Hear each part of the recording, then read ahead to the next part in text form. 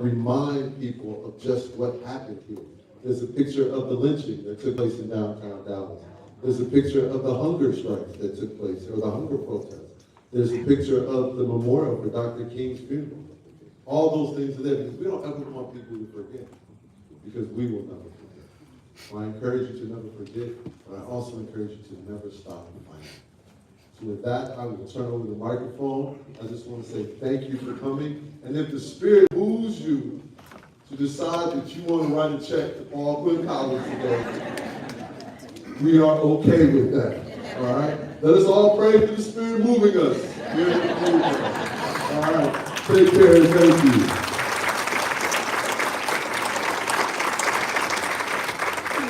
I have later to share a video from Chair Janie Schultz, which is having technical difficulties. So for now, I would like to invite Casey Thomas II to briefly give welcome remarks before we transition to our first panel.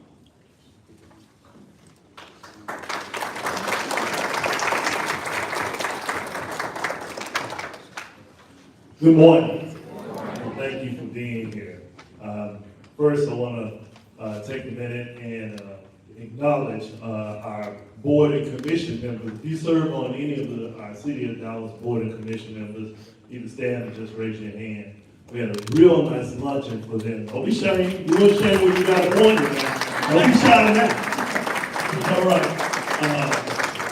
Our city manager hosted a very nice luncheon and reception and awards event for them, and I want to take a minute to just acknowledge them for that.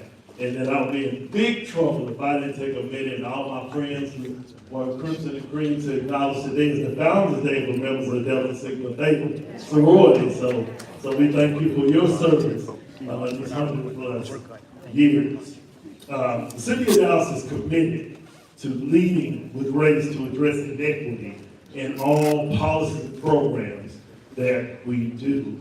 If I can get you just to raise your hand if you've attended one of the symposiums virtually or in person over the past 4 years. If you have. Okay, all right. It means we have a lot of new faces. That's a good thing. It's a great thing. Great opportunity. I represent the City of Dallas on the national level at the National League of Cities. I serve as the national co-chair of REAL Council, Real Center for Racial Equity and Leadership. And recently in Kansas City, Missouri, I had an opportunity to tell the Dallas story. I had an opportunity to tell all my colleagues who were on the city councils, mayors, and city executives all across the United States how we were able to develop a racial equity resolution, which led to a racial equity plan, and now everything we do at the City of Dallas is done through a equity lens. Now, for those of you who are not from Dallas, then I can understand you being silent. I can understand you, but if you're from here, then you know the City of Dallas at one point in time, we had the largest Ku Klux Klan chapter in the United States. The mayor and city council were members of the Ku Klux Klan. To go from there to where we are now is a tremendous, tremendous change. And I want to thank my colleagues who serve on the city council. And I challenged them as we went through this process. I said, if we're going to be a council of courage and we're going to kick the can down the road. I always, whenever I get an opportunity to stand up, and I'm on the panel later, so I'm not going to say much more, but I always acknowledge so many different people, so many different documents, things of that nature that have led to this focus and this commitment. I would be remiss without thanking our city manager, T.C. Broadcast, because we couldn't have done this work on racial equity without his leadership. And so if you would give T.C. and his guys a round of applause. And he publicly says this. I was at the Alpha had the Founders Day event, and TC received the award. It was a surprise. So I got 2 young boys, so I had left before. But TC stood in front of all those people at that banquet. And those of you who were there heard him say this. He said, if it wasn't for Councilmember Thomas, we wouldn't have got anything on racial equity done that we've done. And I wasn't even there. And it just speaks to the character of the man who's leading our city. And that's why I stood with him when there were others who felt like it was time for him to go. Because the commitment he made to the city of Dallas for racial equity. And so this will probably be one of the realest days of your life, because we're going to have some real conversations about how we can make sure that we keep the city of Dallas moving in an equitable way. So thank you, and I look forward to seeing you later on the panel. Thank you. Before you leave, I have a special presentation. And this is from Chief Cedillo. I'm going to read the inscription. Assistant City Manager Cedillo. To the leader, Chair Casey Thomas, who led the way with the adoption of the City of Dallas's racial equity resolution, we salute you and acknowledge respectfully the City of Dallas staff. And this is Our Stories by recently departed George Keaton Jr. and Judith Sigmund. Yeah. All right. And now, we are a few minutes behind schedule, but if there is one thing I know about my colleagues in broadcasts, they can get us back on track.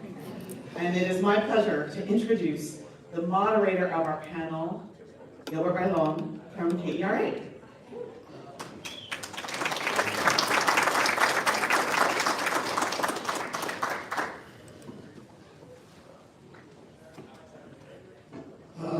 So I think, I am Gilbert Bailon. I'm executive editor of KERA, public radio, the NPR affiliate. I know a lot of you from my previous life when I was at Dallas Morning News for a number of years. We launched the paper Idea, which is still around, our Spanish language paper here. So good to see some of you back here. What I'd like to do is introduce our panels. We'll come on up as we, our focus on this panel is going to be the national partnerships. What can be done nationally, what is being done nationally, what is being done in Dallas, and how those pieces intersect on the issue of equity. So, I think the best thing we need to do is we'll pass the mic. We have another one.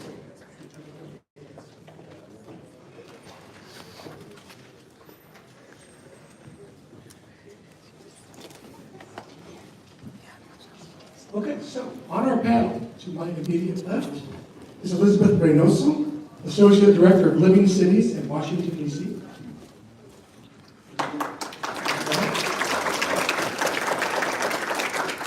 And in the middle is Denise Elser, Program Director for Economic Opportunity and Financial Empowerment with the National League of Cities, based in Washington. And many of you are familiar with Councilmember Jaime Resendez. So what I'd like to do to start with is have each one give a brief overview of what your organization does, how you're interacting with Dallas, and then we'll go into some specifics on areas of housing, economic development, and some of the other issues. Good morning. Hi, it's great to be here in Dallas. I'm Elizabeth Reynoso. As Gilbert said, I'm an Associate Director at Living Cities, and we are a collaborative that's been around for 31 years of philanthropic foundations and financial institutions that's been working in the city. When we started 30 years ago, we didn't have a racial equity approach or lens. We were doing a lot of our work that was focused on U.S. cities to alleviate poverty. We talked about doing work that would have direct impact on low-income people. But several years ago, we had our own racial reckoning, and we realized that we could not achieve the outcomes in the work that we were doing without being intentional about naming race. So our mission is to close racial tension and wealth gaps, and to do so, that will allow for people in U.S. cities to live with dignity, to be connected, and live abundant lives. So I'm thrilled to be here, to be learning from all of you, and also share with you how we're working with the City of Dallas. We launched the Closing the Gaps Network in 2020, and it's a network of leaders, public sector leaders from around the nation who decided that they wanted to use their role in local government to transform policies, practices, and processes to undo racism. So I was thrilled when I met Liz over the virtual meeting, and I heard about the work that was going on here in Dallas, and I said, we need to talk about this network that we're launching. And then she introduced me to the rest of her staff, Dr. Wilson, and Christina and others, and now they're part of this 21-city network of these leaders from around the country. So I'll share more about what we're learning and what you're all teaching us for this week. Hi, good morning. Denise Belser here, and it's a pleasure to be here in Dallas. This is actually my first.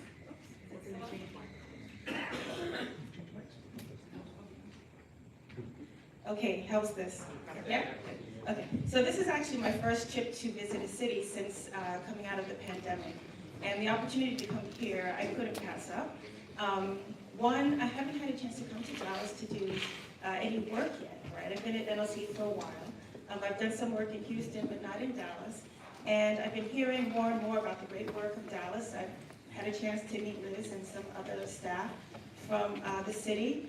And so this opportunity was something that I wanted to come and to learn more about the work that's happening here in Dallas. The city summit that Councilmember Thomas referenced, I heard was a great panel. So Heidi Goldberg is my boss, and so we worked together on putting that panel together. And I have to tell you, I heard it was fantastic, and I heard that when you got up on the panel, it really just kind of was a very lively conversation. So it's good to get a chance to meet you in person. And I also want to just say, I feel like I went to church this morning, so Dr. Sorrell, thank you so much. Love the words, and just kind of welcoming us to your home. So the work that I do at the National League of Cities, so let me just say what NLC is. It's a membership organization, and so cities are members, so the city of Dallas is a member of NLC. And what I do is I work with the elected officials and staff to create programs to support policy agendas. I'm part of the Institute for Youth Education and Families, which is in some ways a bit of a special entity within NLC. Most people know NLC based on our legislative work. We have lobbyists who do work advocating on behalf of cities. I work with cities that want to put forth an agenda around kids and families, right? And so it's an agenda to improve the outcomes of children, kids, and families. This group has programs focusing on education and early childhood development, et cetera, et cetera. I'm part of their economic opportunity and financial empowerment team. And so this group does working to focus on the financial health of individuals. So we do a lot of work at NLC focusing on economic development, community development, housing, et cetera. But the team that I'm part of, we're looking at the individual in that household and making sure that they're in a better place to thrive as they go through life. And so anyway, I look forward to talking more specifically about some work that we've done around the racial wealth divide and go from there. Thank you.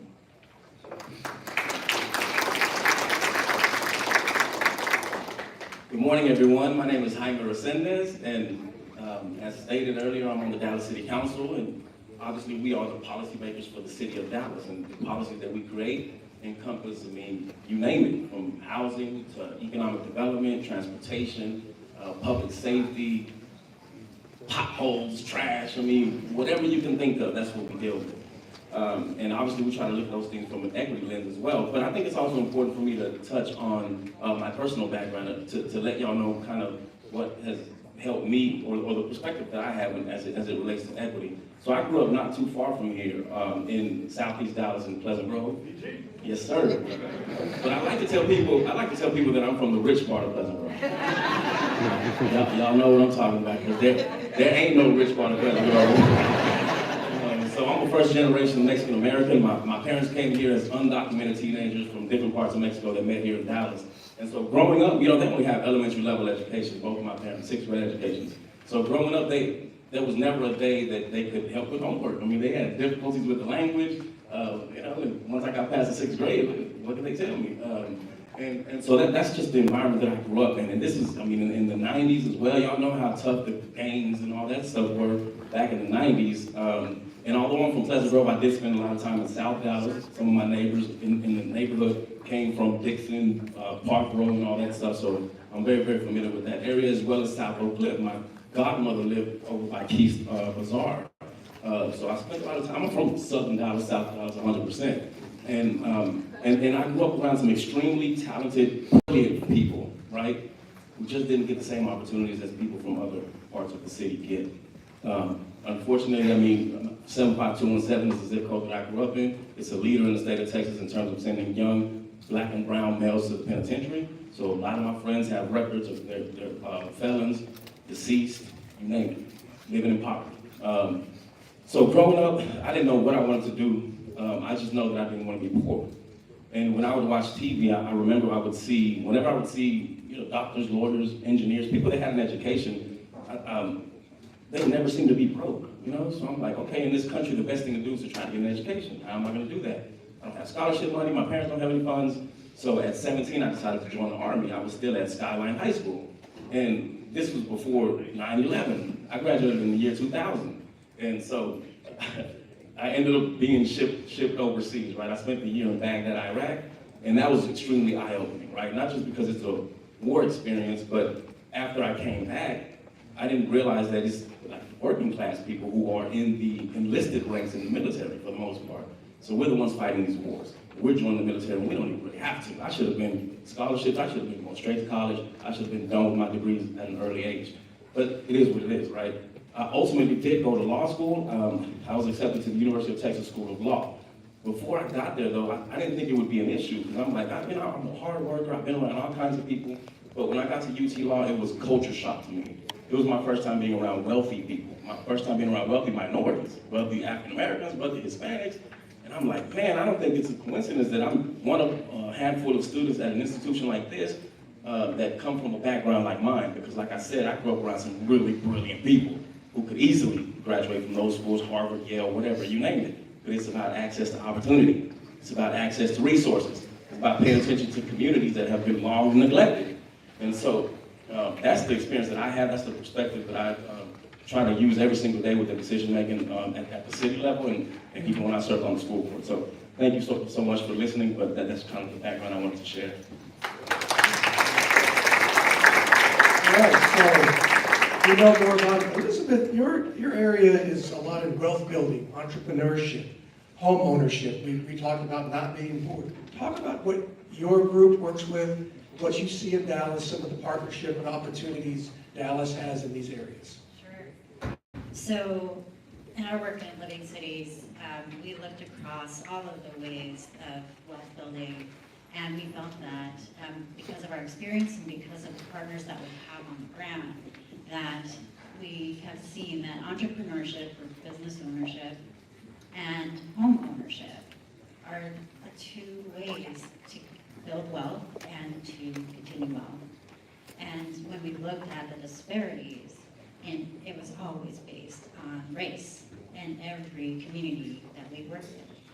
And so one of the things that we wanted to address when we were working with local government is that we looked at what is one of the powers of local government? It's purchasing. The power of its dollars, its taxpayer dollars. So we work a lot with cities around the country on procurement. How you buy goods and services and who you buy it from. So of course, there are all these supplier diversity programs around the country, and some really good ones here too in Texas. And what we were seeing was that there really wasn't any market making, meaning that there was always going to be these contracts coming out, but it was always going to be the same incumbent businesses getting those contracts. And they knew when the contracts were going out because they had them and they knew when they were going to be expiring. Or they already had the networks, or they already had the capital that was necessary when a contract came out, whether it was from the government or from the private sector. So it's always so hard to break into. So we met with many procurement officers from around the country and their teams, and when we were meeting some of these folks on the teams, we were meeting new people in these roles of chief equity officers, and we saw how cities were using their values as a way to influence their budgets and how they spend. And then we also saw how community members were also holding the city accountable to who they're spending their taxpayer dollars on. So this idea of creating this like a procurement economy really means a coordination. It's a coordination that is centered on entrepreneurs of color.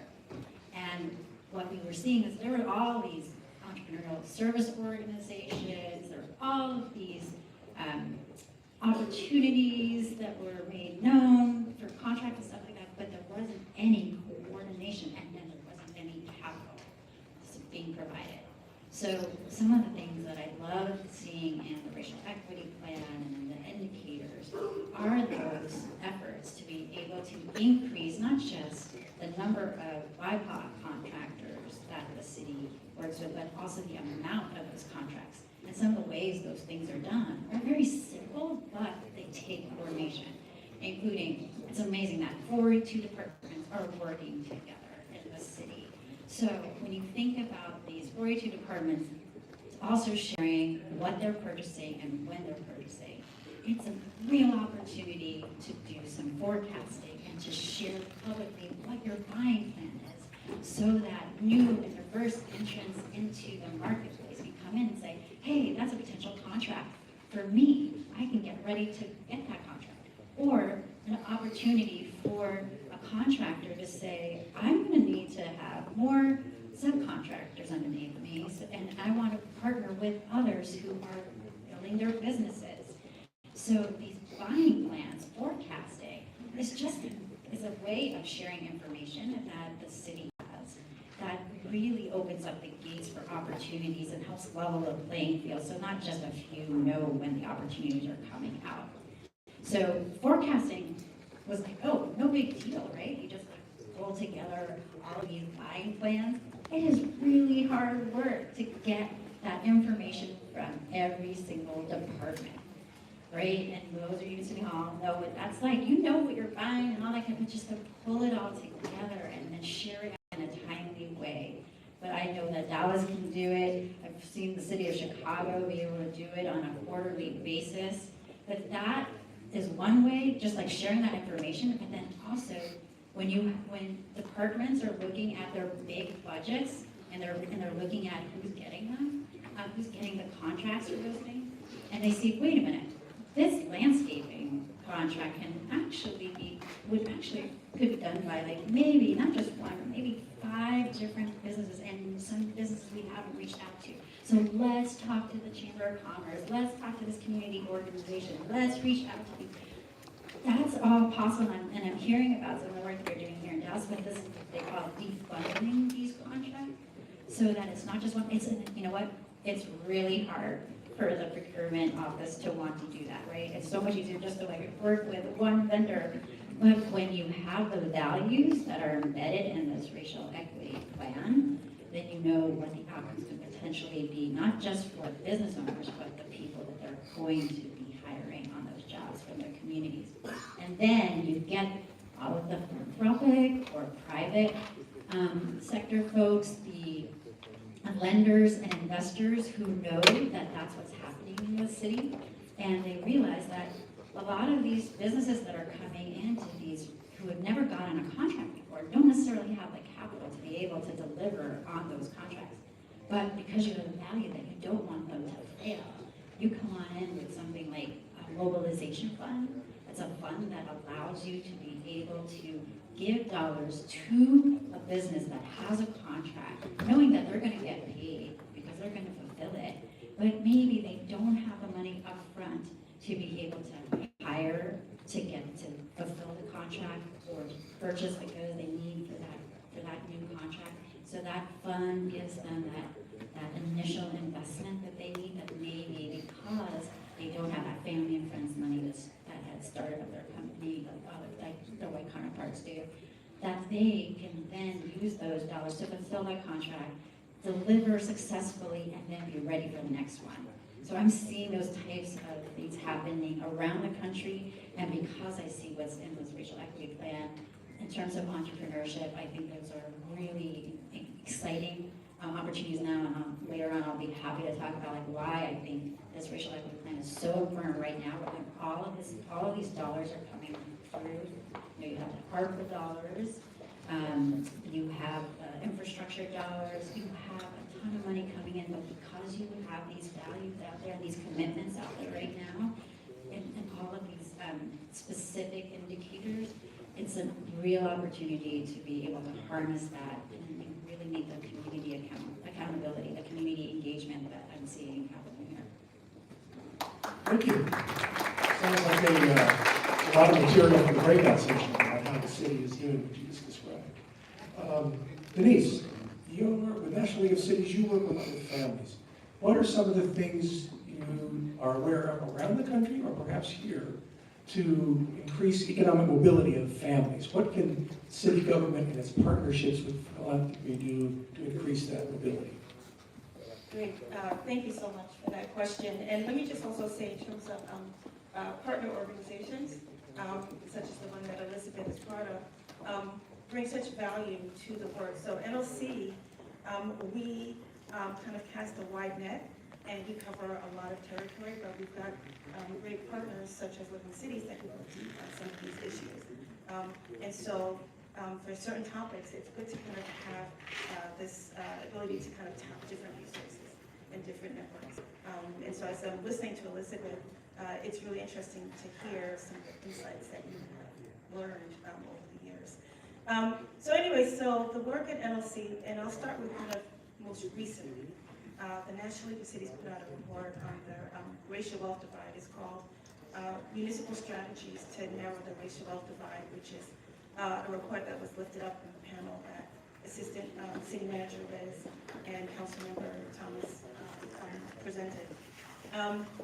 We didn't get to talking about the racial wealth divide overnight, right? It has taken years to get to this place where we can actually have a conversation and to pull together a report on this. In fact, it took over 2 years from the time we started doing the research for this report to actually put it together and to release it. We wanted to be thoughtful. We interviewed many, many cities, and then wanted to make sure that the strategies that we were putting forth made sense in terms of the role of cities and the work that cities, and when I say cities, I don't mean just City Hall. I mean the city, community partners, residents, philanthropy, all of the stakeholders that are involved in doing the work that cities do. So that's where we are today, is focusing deeper into racial equity, specifically wealth equity.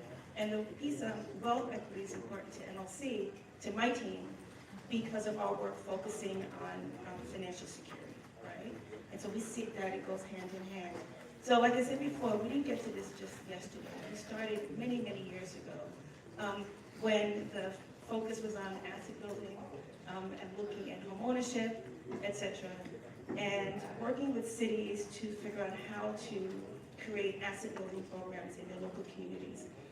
Cities that we worked with back then kind of were across the country, from the West Coast, cities like Seattle, San Francisco, cities in the middle of the country such as Chicago, St. Paul. We were talking about St. Paul recently. And on the East Coast, whether it's Philadelphia or Boston.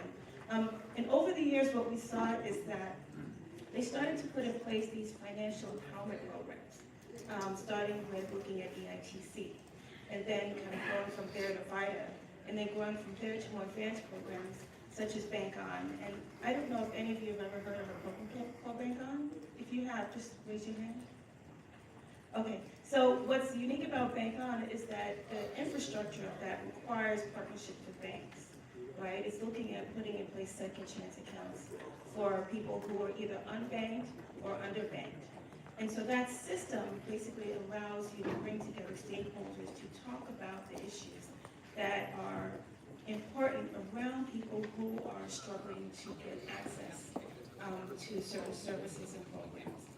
And so from Bank On, the programs continue to just evolve into programs that are a little bit more targeted to people regarding their specific issues and in communities. We use, obviously, I think here in Dallas, the word BIPOC communities, because we find that resources need to be targeted specifically to different populations. And so the Bank On program allowed cities to do that. And this program is housed not just in City Hall, but sometimes it's housed within the community partner, such as the United Way or other partners who can actually manage the work in terms of implementing it. So those programs continue to evolve. And then a few years ago, we started to see a program bubble up in San Francisco focusing on fines and fees. What we learned based on the work that was happening in San Francisco is that they were using a framework to look at inequities in terms of how residents who are in debt to municipalities are struggling. And at the same time, I was managing a program focusing on water utility debt. And so this issue about debt and how people, basic everyday residents are in debt to municipalities, what does that mean? So for many years, people are struggling to pay a water bill. And by itself, it doesn't mean a lot, but it's an indicator that if you're having a hard time paying your water bill, it's likely you're probably having other issues as well. And so we used that and connected with cities to try to get people into financial coaching. And so we use financial coaching as a way to get families to sit down, create budgets, and to work through a repayment plan with the city. We ask cities to also look at forgiving the debt. I know there's a lot of equity issues around that, but sometimes it can be something as simple as reducing interest and things like that, or changing repayment terms. But we wanted to make sure that the city had some skin in the game as well, and so that there could be a win-win between the needs of residents and making sure that cities were getting some of that money back. So we used that model that we created with this water utility program called Lift Up and applied it to work that we did focusing on fines and fees for the needs of the cities. And that's how I heard about some of the great work happening here in Dallas, with the city being part of another project that they were doing focusing on fines and fees. So as you can see, the work just continues to evolve, and that's what we see at MLC, is that it starts with an idea. Cities are the perfect entity to do this work because of being on the front lines, having access to residents, to hear and learn about what the issues are and the partnerships the cities have with community organizations. And so just kind of fast forward, as we were doing this work and as the issue of race equity became more prominent, and Councilmember Thomas talked about REAL, race equity and leadership. This is a great team at MLC that does work specifically about race. They go into cities, they do trainings. Their work is amazing, and so my team partnered with their team to look at this the issue of racial wealth, and they were partners with us to do this report. And so that work came out of the arrest that happened in 2014, obviously in Ferguson, Missouri. And what we started to see is that cities organically were starting to do more equity work, just as NLC was. And so NLC put money, what's the term, you put money where your mouth is? So they invested in this new group called REAL to be a resource for cities to be able to go to different cities to help elected officials talk about the issue of race. So it just started to kind of build and build and build and build. And so when I think about cities, I think about a lot of cities come to mind in terms of work. On the west, you've got Tacoma, Washington. The mayor of Tacoma, Washington is now the president of NLC. And, I think in 2019, we actually were talking with her before she, in her prior role, about the issue of race and some of the work that was happening in Seattle. I would say Seattle has been doing this for a very long time with racial equity, and has been a thought partner in helping NLC think through some of their strategies. In 2019, I worked on a panel at the city of Rochester to talk about some of their work. Councilmember Lightfoot, I think, is similar to some of the work that you guys have done in terms of looking at race and supporting race. And when NLC sees a staff person, an elected person who is a champion and who believes passionately about a topic, we really try to tap that person, and we kind of build an agenda, and we provide resources with that person as a spokesperson to help kind of get the message across. It could be a campaign that the city might support, or it might be the city putting money into a project to implement it, just depending on what the role is. Anyway, lots I could continue to say, but let me just stop there, and then Lots of very specific detail there that would be very useful for our radio as well. Thank you, Denise. Councilmember Resendez, let's talk about education. You mentioned this in your opening. What is the city doing with some of the ARPA funds and other partnerships with philanthropy here to try to close that gap with equity with education in Pleasant Grove and other neighborhoods here in Dallas?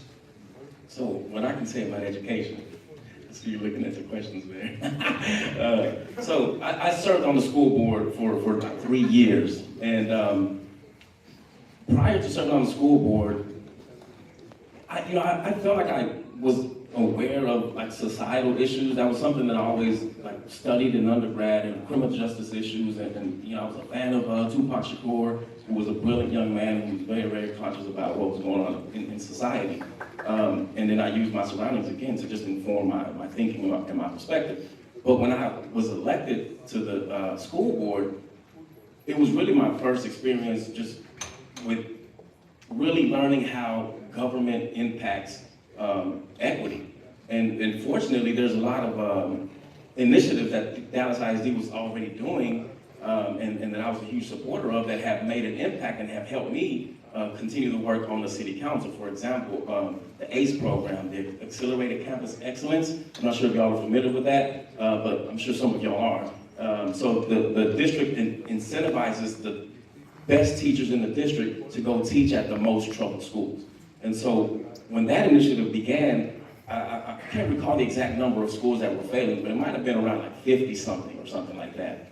And through, by utilizing that program, offering more incentives to the best teachers to go to the most challenging schools, the number got down to around 5 schools or something like that were not meeting state standards. So that's thousands of students that are no longer being educated in the school that is not meeting state standards. So that's huge. And so that just shows you the importance of equity, right? Paying attention to the areas that have been long neglected.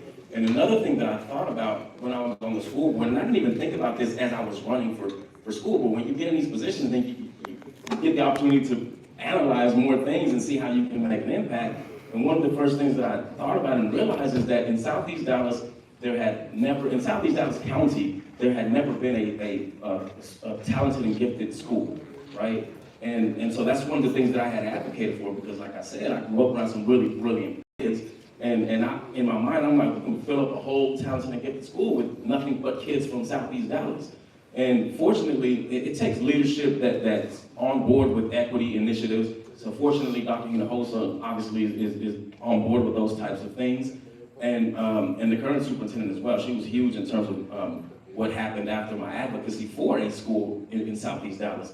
And so several years ago, about 3 years ago, the district did finally open a talented and gifted school in Southeast Dallas. It's called the Pleasant Grove School for the Talented and Gifted. And it's yes. But not only that, all the applause, it's modeled similarly to Travis Vanguard Academy, which is a 4th through 8th campus. And Travis has been historically very, very good school, like ranked highly in the state of Texas. Like it's been ranked #1 previously in the state of Texas. So the Talented and Gifted School in Pleasant Grove, which consists of mostly students from that community, last year became the #1 middle school in DISD. So that's proof of the importance of paying attention to communities that have been long neglected and the potential that we have in our communities. As long as we provide the necessary resources. So I should have dropped it instead of. What you hear? Yeah, I can scream. I don't care. Yeah, we got people online. Hello? Yeah. Good. So, I'm extremely proud of my service on the school board because of those types of things. But another thing that I realized being on the school board is, again, the importance of leadership, the importance of having elected officials, policymakers, who are also strong believers of equity and equity initiatives. And that's one of the things that was really surprising to a certain extent when I was on the school board, because even representatives from communities that you wouldn't expect would be supportive of utilizing their tax dollars on specific communities that are not theirs, right? So I was really proud of some of the representatives on the school board with me who represented like North Dallas, represented communities that want to cut taxes at all costs, and to me that takes courage, because people want to be elected, people want to be in these positions, But if you're gonna be in these positions, then you need to be doing it for a good reason. You need to be making an impact in these positions. And so I utilize that experience on the school board with the thinking that I have here on the city council. And I can talk a little bit more about that as we move on.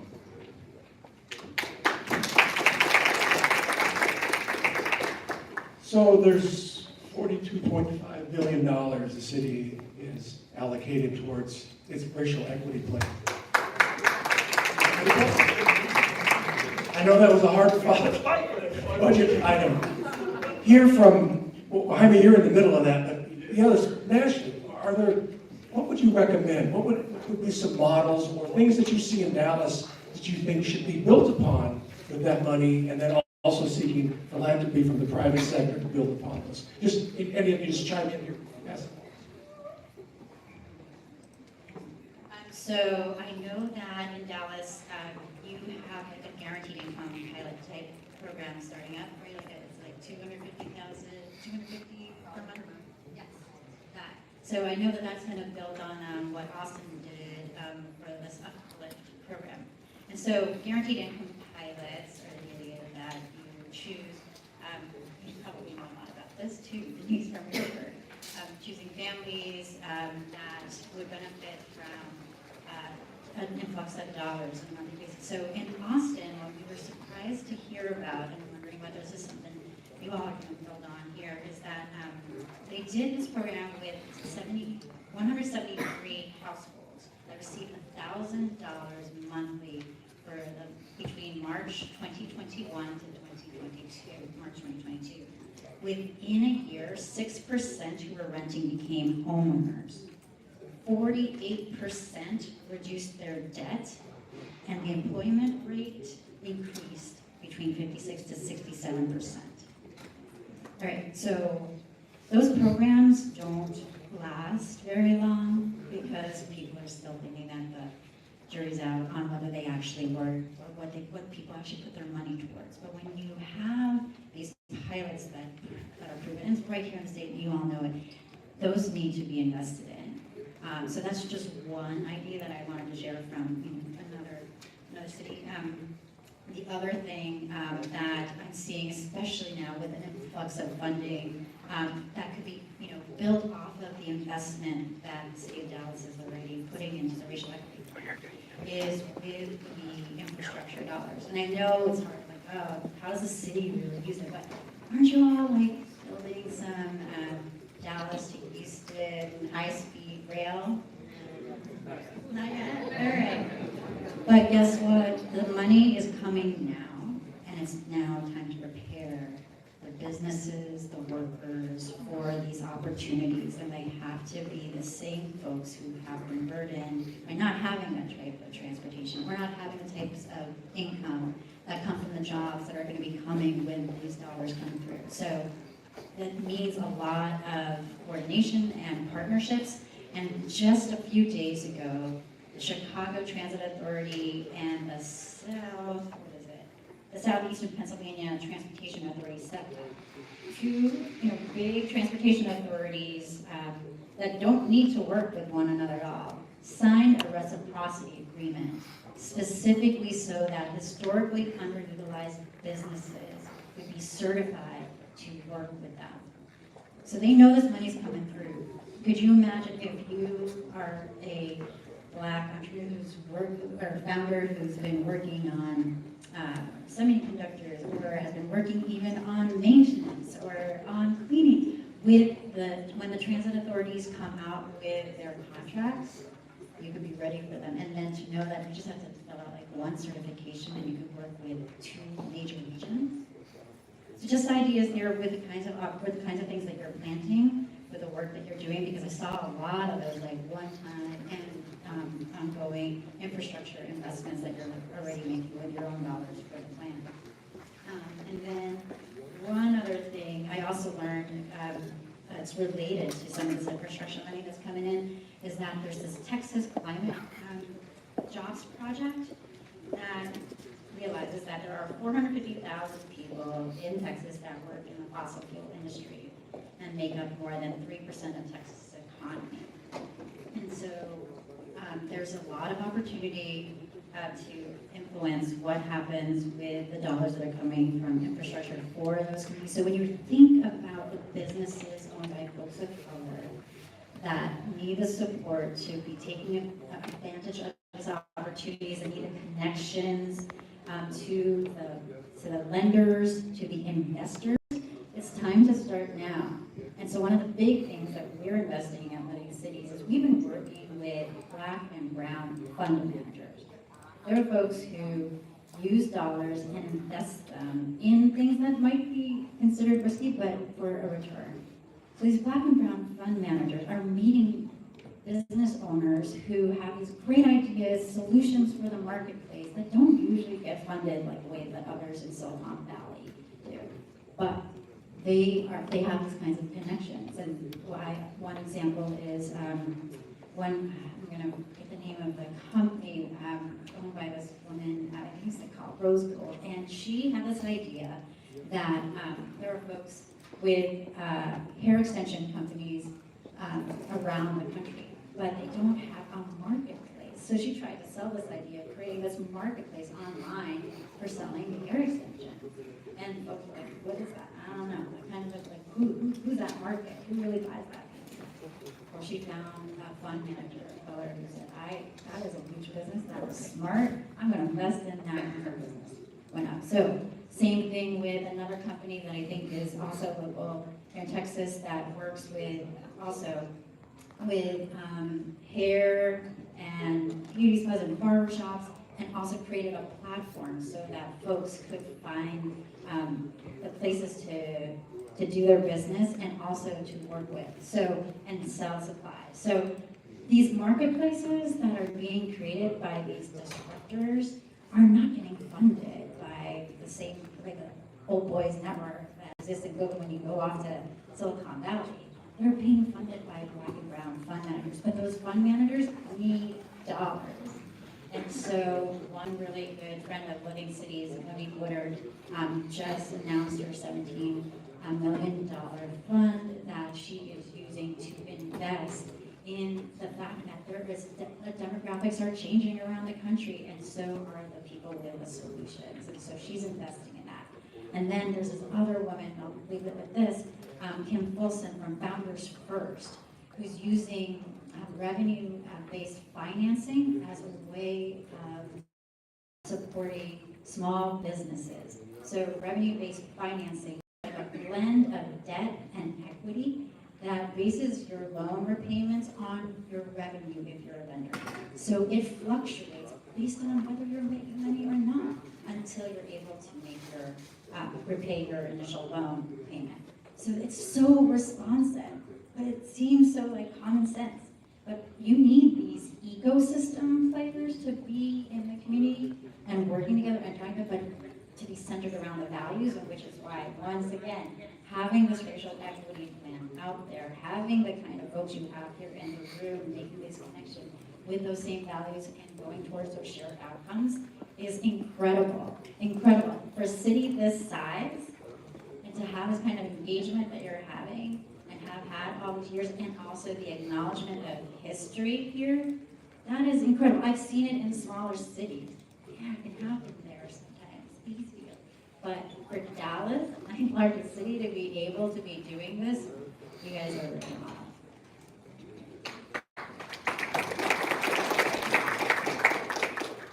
I will just say very quickly that, well, first of all, it's a big question. And I'm in awe of what cities have to do every day, supporting families from, I guess, cradle to career and beyond. I think some years ago, when I used to do community financing work, I probably would have said I would first talk about kind of access to capital and talk a bit about that. And I think that all of those things are important and are going to happen.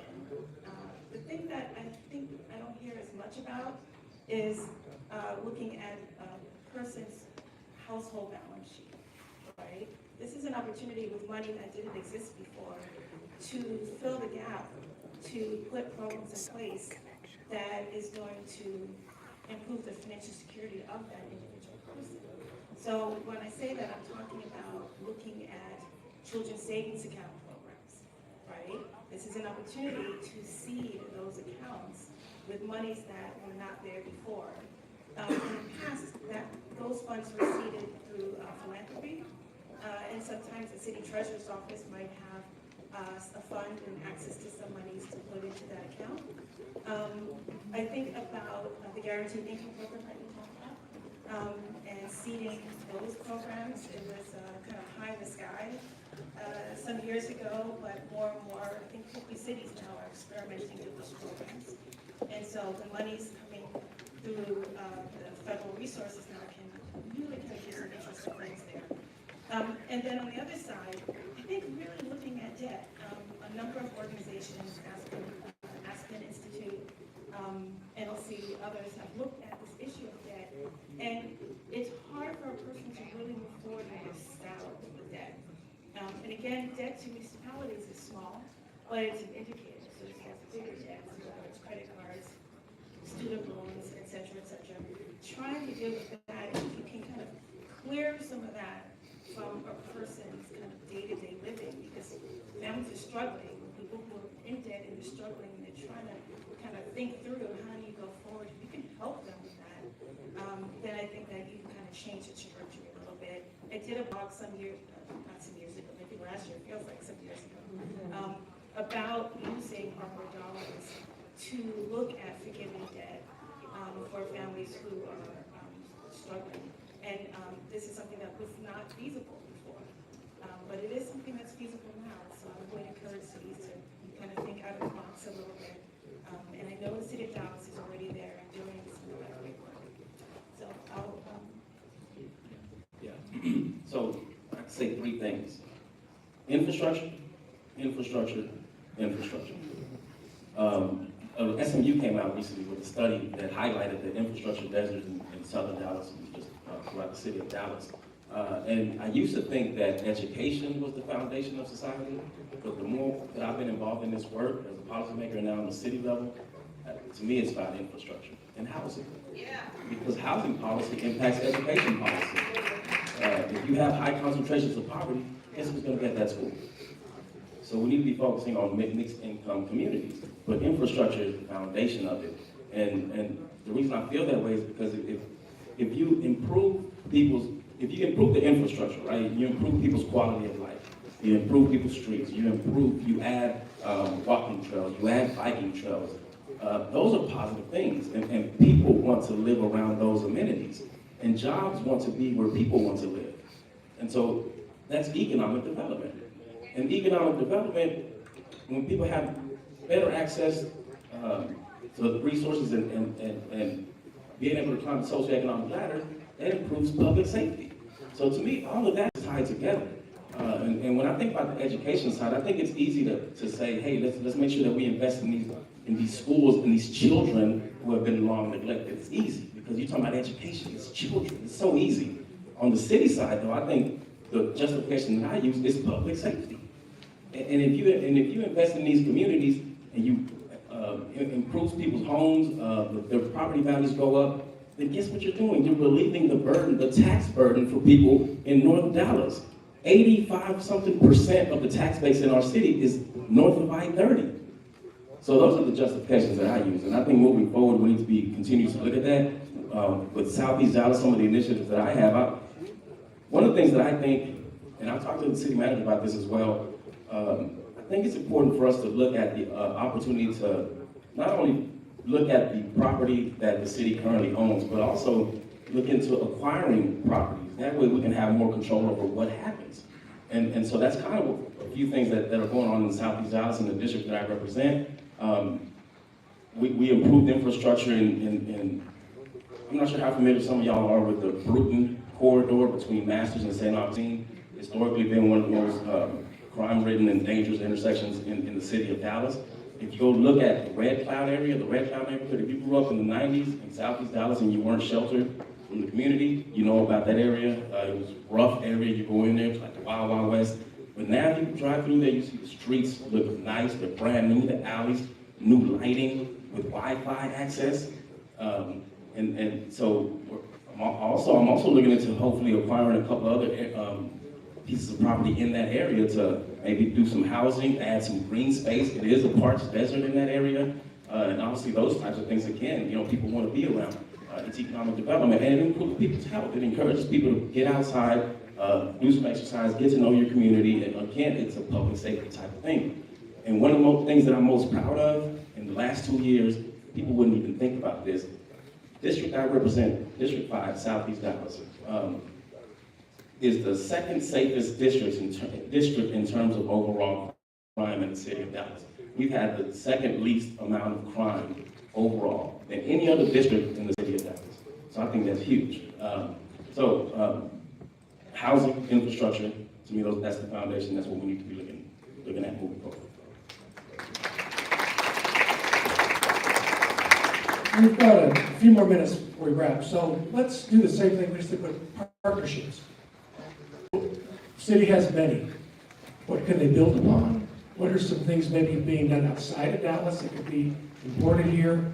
It's such a key point of expanding to the private sector, other organizations, institutions. We won't have a lot of time, but can you give us some ideas of things you've seen around the country that could be used here, or things you think are very successful here that should be implemented even more? So, partnerships, the key to success, right? You can't do it alone. City Hall cannot do it alone. But there's a role for City Hall that I mentioned before in terms of being on the front line. I think that when I think about philanthropy, I think the role that they play, I see it as this ecosystem, right? And everybody has a role to play in this ecosystem.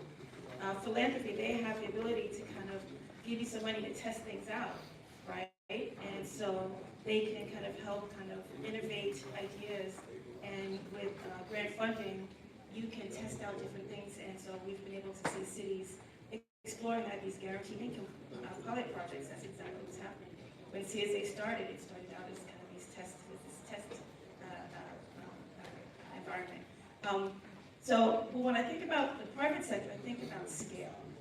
And I don't work with the private sector in my role, but in working with elected officials and trying to guide and inform and provide resources, some of their goals of what they want to do in the city.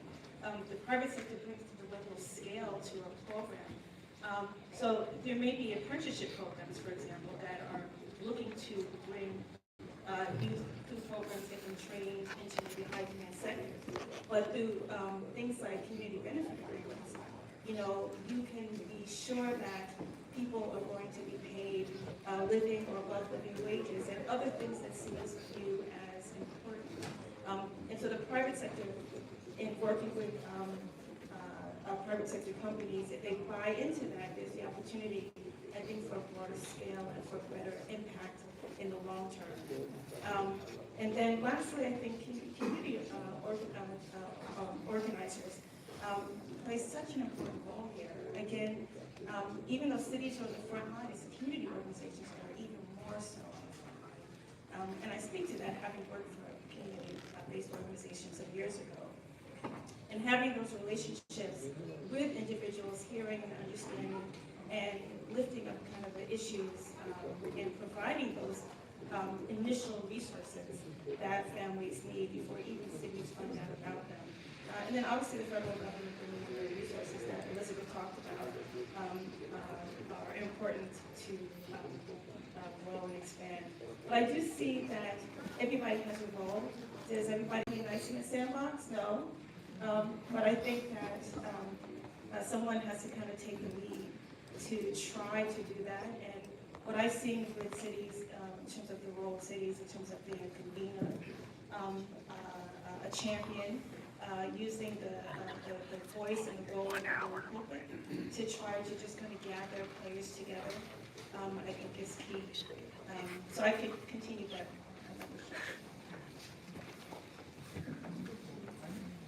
Yeah, I can add a little bit to that. I agree with everything that Denise said.